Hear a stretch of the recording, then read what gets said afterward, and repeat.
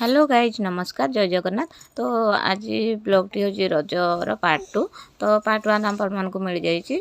तो मुझे मैरिनेट करके मटन को रखी थी। तो ये प्याज और तेजपत्र देकी मुझे मसला सब कषि नौ कषि नालापर ये मटन को ढाली देती। मटन भल भाव में कषि नालापर मुझे डायरेक्ट प्रेसर को ट्रांसफर करदेवी। तब पानी गरम करके प्रेसर को मुझे ट्रांसफर करदेली।